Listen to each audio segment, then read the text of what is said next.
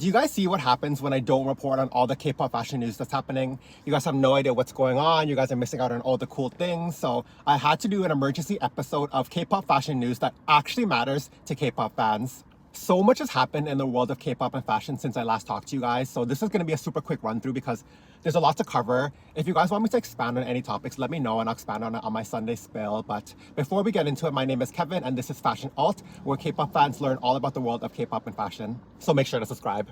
Starting with New York Fashion Week, it's interesting this time around because typically there's not really a lot of activity when it comes to K-pop idols at New York Fashion Week.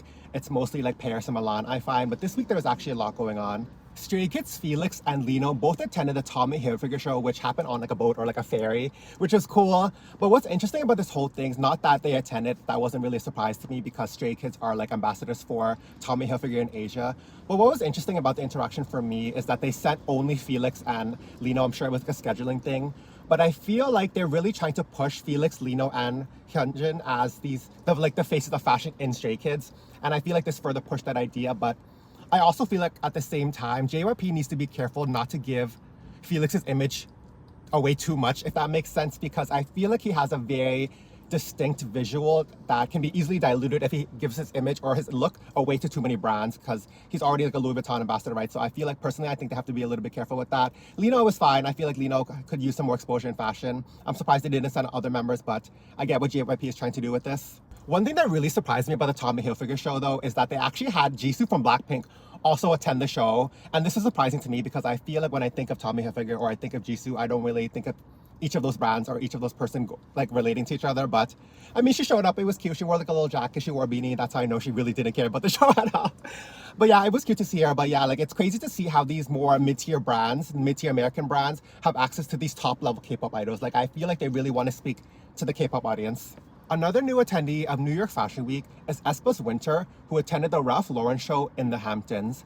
Ralph Lauren is an interesting brand because they actually utilize a lot of K-pop idol marketing in Korea, but for the runway show in the Hamptons, they only had aespa's Winter, which I guess I'm not really surprised about because it would be a lot to ask other K-pop idols or a lot of K-pop idols to go all the way to New York and then have to bring them to the Hamptons or get them to go to the Hamptons. That's just a lot, you know what I mean? So I'm glad to see Winter was there. She was looking very glam, by the way. It was a great look. I'm interested to see if the relationship is going to go any further than that or if it's just like a cute appearance here and there. The next thing that was kind of major about New York Fashion Week is that Dahyun from Twice walked in the Michael Kors runway show, which is fun because we don't really get to see a lot of K-pop idols walking in runway shows, and it's happening a little bit more frequently than before, but it's still a surprise and it's still nice to see it when it does happen.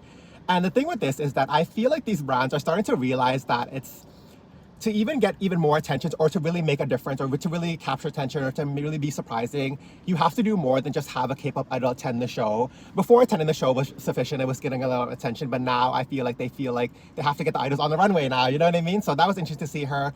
She wore this kind of like brown getup. Was it my favorite? Was it the most interesting getup? Not really, but was it very Michael Kors? Yes, I will give him that. So it was cute. It was fun to see. Next thing I want to talk about is Katseye. Do we consider Katseye K-pop? Do you guys want to hear about Katseye, these kind of news reports? Let me know in the comments. But anyway, so Katseye attended New York Fashion Week as well. That wasn't really a surprise. This is one of my predictions in my 2024 K-pop fashion predictions. I said that Katseye was going to be attending a fashion show or like attending Fashion Week, and here they are, they're at the Fashion Week. They attended the Coach show with Youngji from Korea as well. That was interesting. But yeah, I'm not really surprised about this because one, Katseye, Hype wants them to be like a global group, right? So in order to do that, they have to participate in global media activities. And I think the biggest one is fashion. And another thing is that, I've talked about this before as well, Katseye's creative director, his name is Umberto Leon, and he was one of the founders of Opening Ceremony, which is like an iconic brand and store. And he was also one of the designers at Kenzo. So he's very well connected in the fashion industry. So I don't think it was a big deal. I don't think it was hard for him at all to just get them to attend a show. I think they could have attended any show on New York Fashion Week if he really wanted to, but they aligned themselves with Coach. And I think that's more of like it's a commercial strategy, I want to say. Like, I feel like out of all the brands in New York that they would want to align with, I would say Coach is probably like the top on the list, in my opinion. But they were there. It was cute. It was fun. What do you guys think about that? Let me know in the comments. Moving on from New York Fashion Week and other fashion news, Karina from aespa is now Prada's new ambassador. It's now confirmed. She's been working with Prada for a couple seasons now, and it's great to finally see her become the ambassador. She'll probably attend the upcoming show for the September Fashion Week. I'm excited to see her there. And going on that, there's actually a lot of activity happening this coming Fashion Week. I think that there's a lot to look forward to. Lisa's going to be at Louis Vuitton. I'm assuming Karina's going to be at Prada, so that's already like a big move for Milan, and there's already a huge move for Paris as well. So I'm definitely looking forward to that as well. Speaking of aespa so much, one thing that I bet you guys didn't know about is that there's a brand called Ottolinger that just did a collaboration with aespa, and I'm saying you guys probably didn't know about it because I feel like it made no noise at all, honestly. So I randomly saw it on Instagram because I follow Ottolinger, right? Ottolinger is a show that invited aespa in the past. They had Giselle on the show, and they're also a brand that's pretty prevalent in K-pop. They have like sunglasses that are very popular, and they also have like a pair of jeans that were really popular for a minute. But yeah, they did a collaboration with aespa, and I feel like it really made no noise. They initially launched it, or they teased it in July or maybe June, and it was just recently in September that they officially launched it, which I feel like the lead time was a little bit too long. And for someone that follows K-pop and fashion, I don't really see a correlation in the collection between those two parties, which maybe that's just me. If you guys saw the collection, let me know in the comments what you thought of it, what you felt about it. But I just feel like it's one of those brands that needs a little bit of consulting when it comes to K-pop. I feel like they're just kind of shooting in the air and hopefully it lands, but I don't feel like it is. But anyway, so that's that. Definitely check out the collection if you can. I think it was interesting to see a brand that's really trying to work with a K-pop group on like product as opposed to just like activations or appearances. I'll give them the 10s for that, honestly. Calvin Klein just cannot be stopped when it comes to K-pop idols, you guys. Their contracts flying out. So Cha Eun-woo recently was unveiled as the new model in the men's fall winter 24 campaign. He did a whole campaign with them, and this just comes right after Mingyu recently did a campaign for Calvin Klein as well. So they really want to catch all the looking idols, you guys. Like all the 97 liners, like they're done a Calvin Klein campaign. Jungkook has done one, Mingyu has done one now, Cha Eun-woo has done one. And what's really interesting about all of this is that, did you guys notice how, I've talked about this in the past as well, a lot of these American mid-tier like brands are really trying to go after the K-pop market, or they're really trying to appeal to K-pop fans. And I think this has a lot to do with this idea that their price point is accessible to a lot of fans. So when Cha Eun-woo wears something, or when Mingyu wears something, or when Jungkook wears something for Calvin Klein, I think most fans, or like a lot of fans, can actually buy what they're wearing, you know what I mean?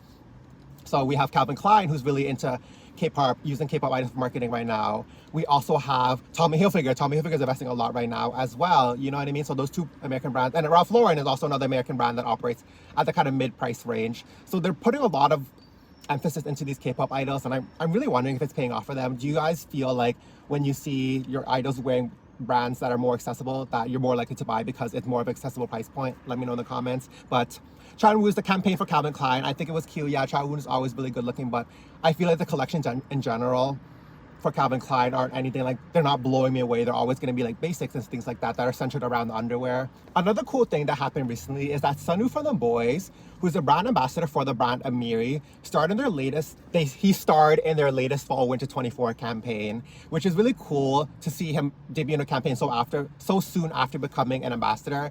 The campaign was cute. It was not what I'm used to seeing from Amiri. The campaign was this kind of old Hollywood, old glamour kind of vibe to it, set in theaters. He was one of the stars. Like, he wasn't the only person in the campaign. There was a couple other people as well. He looked great. I think there's definitely a new direction for Amiri. I think Amiri is trying to go in this kind of relaxed Californian tailoring type of look, if that makes sense.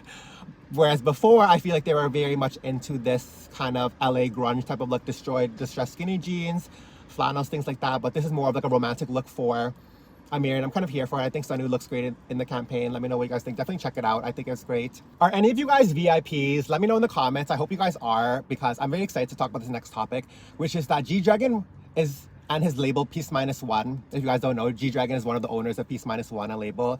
He's releasing his third collaboration with Nike, or not third collaboration. He's releasing the Paranoise Air Force One, the third rendition of it. Before there was a black one, then there was a white one, now there's like a multicolor one, which I'm really excited about. Recently, he did like this whole auction of his personal collection with Jupiter, which is an auction house founded by Pharrell. A variety of things, like his clothing, his albums, like his custom art, his furniture. And it was actually crazy because a lot of these pieces actually reach into like the six-figure mark. Like the coat he wore for the Mama Awards actually reached into it was like sold for $120 something thousand, which is crazy to see that. But yeah, like I'm really excited to see GDragon like come back. I feel like, yes, I've talked about this so much before already. Yes, I'm very glad to see him doing all this like fashion related stuff, but we need the music.